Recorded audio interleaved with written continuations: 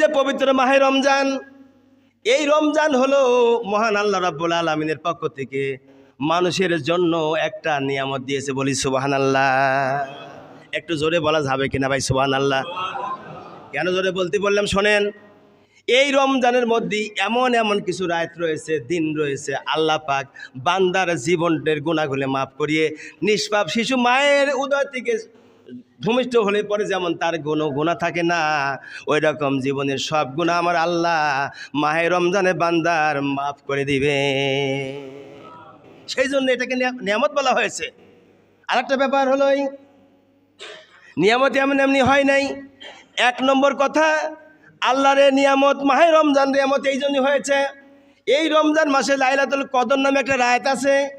এই রাত্রে যদি বান্দা যদি ইবাদত বন্দি করতে পারে, যে কোনো বান্দাই হোক, যদি আল্লাহ পাকের উপরে ঈমান আমল রেখে ইবাদত বন্দি করতে পারে, আল্লাহ নবী বলেছেন বান্দার জীবনে যা গুনাহ রয়েছে আল্লাহ পাক হাজার হাজার বছর ইবাদত বন্দি করলে পরে যে সওয়াব পাবে, এক রাত্রিতে যদি বান্দা জাগরণ করে আল্লাহকে খুশি করতে পারে, হাজার হাজার বছরের সমতুল্য সওয়াব বান্দার আমলনামা দিয়ে দেবে।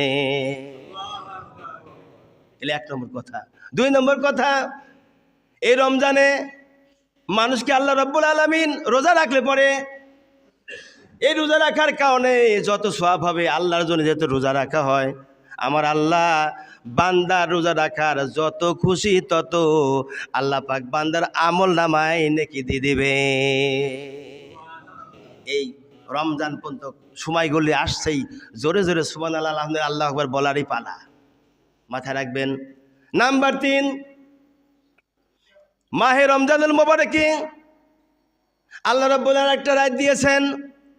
কদরের রাত্রি থেকে যদি কোনো ব্যক্তি 20 রমজানের পরে 21 রমজানে যেদিনকে তারাবি পর্ব, 20 রমজানের আসরের পর থেকে নিয়ে শাওয়াল চাঁদ উদিত হওয়ার সময় পর্যন্ত যদি মসজিদে অবস্থান করা যায়, রাসূল বলেছেন ইতিকাফ করলে আল্লাহ পাক হজ করার সওয়াব শুধু দেবে না, হজ তো করার সওয়াব দিবে, কবুল হজের সওয়াব আল্লাহ পাক আমলনামা দিবেন, আর বান্দাকে জীবনের গুনাহ আল্লাহ মাফ করে দিবে।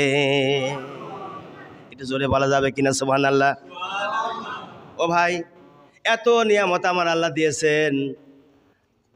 4 নম্বরের নিয়ামত আল্লাহ দিয়েছেন, এক রাকাত যদি কোনো ব্যক্তি নফল নামাজ পড়ে রমজান মাসে, অন্য মাসে অর্থাৎ বর্তমানে এই সব মাসে বাকি 11 মাস, শাওয়াল, জিলকদ, জিলহজ, মুহররম, সফর, রবিউল আউয়াল, রবিউল সানি, জুমাদুল আখের, জুমাদুল সানি, রজব, শাবান, এই 11 মাসে যদি কোনো ব্যক্তি 70 রাকাত নামাজ পড়ে থাকে, পবিত্র মাহে রমজানে 1 রাকাত নফল নামাজ পড়লে আল্লাহ পাক 70 রাকাত নফল নামাজের সওয়াব বান্দার আমল নামা আল্লাহ দিয়ে দিবে। 1 টাকা দান করবেন, 70 টাকার দান আল্লাহ পাক বান্দার আমল নামায় সওয়াব দিবেন। আল্লাহু আকবার। যদি কোনো ব্যক্তি পবিত্র মাহে রমজানে কারোকে ইফতারি করায় একদিন মাত্র, ফরজ রোজা যদি একদিন ইফতারি করায়, তাহলে আল্লাহ রাব্বুল আলামিন ইফতারি করলে পরে পূর্ণ দিনের রোজা রাখার সওয়াব যিনি ইফতারি করেছেন তাকে আল্লাহ দিয়ে দিবেন। রাসূলকে প্রশ্ন করা হলো, ইয়া রাসূলুল্লাহ, আমরা গরিব, আমরা অসহায়, ইফতারি করেন, আমার টাকা পয়সা নেই, বাড়ি ঘরে নেই, তেমন কিচ্ছু নাই। নবীজি বলেন তুমি কিচ্ছু পারো না, যদি তুমি একটা খেজুরও দাও, 1 ঢোক পানিও দাও, একটি খেজুর দেবো অথবা 1 ঢোক পানিও দাও, আমার আল্লাহ রাব্বুল আলামিন তবুও পূর্ণ সওয়াব তোমার আমলনামা দিয়ে দেবে। অপর দিক দিয়ে যে ব্যক্তি ইফতারি করলো রোজা রেখে, ওই ব্যক্তি রোজা রাখার ইফতারি করার 1 তিল পরিমাণ কমতে হবে না সওয়াব, আল্লাহ তাকেও পুরা সওয়াব আল্লাহ আমলনামা দিয়ে দেবে। এখন রোজা আমরা রাখবো না ছাড়বো? ভাই, রাখবো না ছাড়বো? সবাই বলছি না, বোধহয় ছাড়বেন আপনারা? রাখবো তো ইনশাল্লাহ। আমার ভাইরা, রোজা রাখার পরে মারামারি করবো নাকি? ঝগড়া করবো? জবরাইল ঠেলবো? খাদ্য ভেজাল দেবো? মাল পাচার করবো? নারী হাইজ্যাক করবো? না। আল্লাহ নবী বলেন পবিত্র মাহে রমজানে রোজা রাখার পরে তুমি ভদ্র হয়ে যাও, নম্র হয়ে যাও, স্বভাব চরিত্র তোমার নম্র ভদ্র হইতে হবে। মানুষের উপরে গালাগালি করিও না, সুদ, ঘুষ, দুর্নীতি, অর্থনীতি, পাপাচার, জমি, খাদ্য ভেজাল দেওয়া, মাল পাচার করা, জেনা, ধর্ষণ, ব্যভিচার, যত রকম গুনাহ রয়েছে সব গুনাহ ছাড়তে হবে, নিজেকে পবিত্র পরিশুদ্ধ হতে হবে। যেন তুমি ছিলে নোংরা জায়গাতে, নোংরা জায়গা যেমন থাকলে পরে হাতে পায়ে কাদা ময়লা লেগে যায়, অথবা পেশাব পায়খানা যদি আমরা পরিষ্কার পরিচ্ছন্ন করি, হাতে পায়ে কাদা ময়লা তো লাগে আরও না পাক লেগে যায়, তখন আমরা কি করি? সাবান দিয়ে হাত পা ধুয়ে নেই, লেই না। এরপরে আমরা পবিত্র অজু করে নিয়ে আমরা পবিত্র হই, অজু করে আমরা পবিত্র হয়ে যাই। আল্লাহ নয় বলেন, যেমন তুই পবিত্র হয়ে যাও অনুরূপভাবে যদি তোমরা মাহে রমজানে নিজের জীবনটা ধন্য করার জন্য যদি তোমরা সব গুনাহ ছেড়ে দাও, আমি আল্লাহ নয় বলছি তোমরা পবিত্র হয়ে যাবা। আর পবিত্র হওয়ার কারণে তোমরা তাকে অর্জন করে চলবা, পরবর্তী বছরে যেন ওই পবিত্রতা থাকতে পারো। কেননা এর মধ্যে যে কোনো মতে তোমার মৃত্যু আসতে পারে, মৃত্যু স্বাদ গ্রহণ করতে পারে। সেই জন্য তুমি আর অন্যায় অবিচারের পথে পা বাড়াইও না। যা করেছো ভুল করেছো, আল্লাহর কাছে তুমি মাপ চাও, ফিরে আসো। আজকে তাকা দেখেন তো দেখি, আমরা কি এরকম ফিরে আসছি? না, বরং আমরা 11টা মাস ধরিয়ে গান বাজনা রং তামাশা করে বেড়াচ্ছি। এমনকি বিশ্বাস করেন, কোরআন হাতে নিয়ে বলছি, গত রাত্রি তো তাহাজ্জুদ নামাজ পড়তে গেলাম, কয়বার যে ভুল হয়ে গেল আমি বলতে পারছি না, কয় রাকাত পড়ে তাও জানি না। আপনারা সবাই জানেন 7 দিন 8 দিন ধরে গান বাজনা চলতেছে সমাজে। সমাজে যদি নেতা ভালো হয়, সমাজের নেতার সাথে সমাজে যারা বসবাস করে ওরাও ভালো হবে। কথা কন না কে? সমাজে যদি নেতা খারাপ হয় তাহলে ওরাও খারাপ হবে। কারণ সমাজের নেতা যদি টাইট দেয় তাহলে এরপর টাইটের পর টাইট দিলে সোজা হয়ে থাকবে। আমরা মুসলমান, কর্তব্য হলো ইসলাম মানা, কোরআন মানা, হাদিস মানা। আর এই কোরআন হাদিস যদি আমরা ছেড়ে দিই, আজীবন ধরে আমরা ছেড়ে দিই, চলতে হবে। 2 ঘন্টা মাত্র বন্ধ করলো, আমি খেয়াল করলাম 5টা 10 মিনিট এসে বন্ধ করলো গানটা, তখন তো দুয়ার মধ্যে চলে গেছি। আবার শুরু করলো 7টায়। আজকে পবিত্র দিন, দোয়া কবুলিয়াতের দিন, শুক্রবার দিন মানে দোয়া কবুল হয়। তুমি এই দিনকে তুমি যখন নাচ গান ঢোল ডগর বাড়িয়ে লোকজনকে দাবাত করে নিয়ে এসে গরু মাইরে খাওয়াইতেছো, খাসির গোস্ত মুসির মাংস খাওয়াও। আর যারা মমিন বান্দা নামাজ পড়ে, কালাম পড়ে, তোমার বাপ মলি, তোমার চাচা দাদা মলি পড়ে, তুমি নিয়ে যায় ব্রয়লার খাওয়াও, মাছ ঘাটা খাওয়াও। কথা কন না কে? এটাকে মিথ্যে কথা করছি নাকি? কথা বলেন। তুমি ব্রয়লার খাওয়াও, মাছ ঘাটা খাওয়াও, যা খাইলে গ্যাস হবে।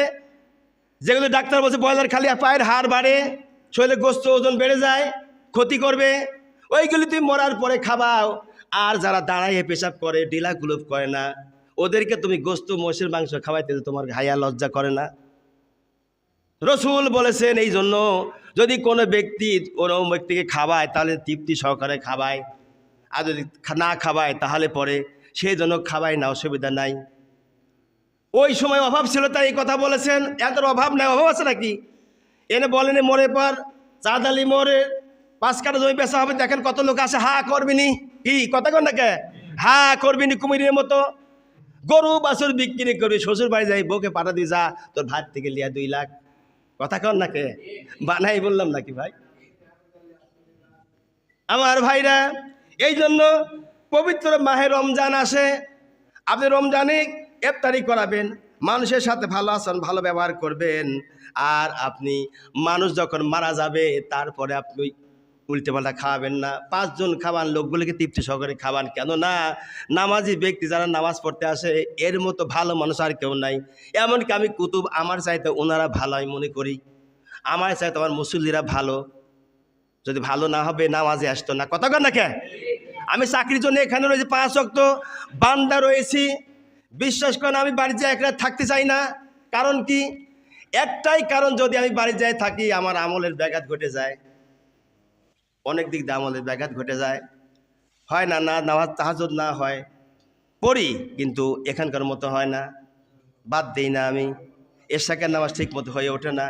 আমার ভাইরা, এই যে বিপদ আপদ অন্য জায়গায় স্থানান্তর হলে পরে হয়ে যায়, সেই জন্য আল্লাহর ওলিরা তারা জঙ্গলে গিয়ে সেখানে গিয়ে ইবাদত বন্দি করেছেন। এমনকি আল্লাহ নবী যতদিন পর্যন্ত এই কোরআনের আদর্শ আল্লাহ পাক নাজিল করলেন না, এই কোরআন নাজিল করে নেই, ততদিন পর্যন্ত 40 বছর যাবৎ ধরে আল্লাহ নবী হেরা পর্বত গুহায় ইবাদত করেছে।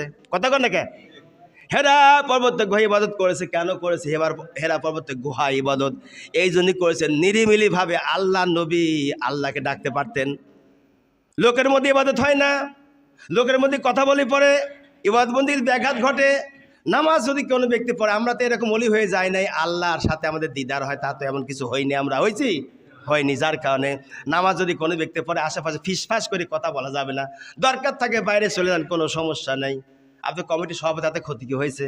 আপনি এলাকার মাতবা, তাতে ক্ষতি কি হয়েছে? এগুলো কেন করেন? আপনি যে গুনাহ হচ্ছে, এত বড় বড় গুনাহ, আপনি কি তা দেখেন না? বোঝেন না এটা? কথা কন না কেন? এটা বুঝতে হবে আপনাকে। আমার ভাইরা, প্রত্যেকটা জিনিসকে আপনাকে হিসাব করে চলতে হবে।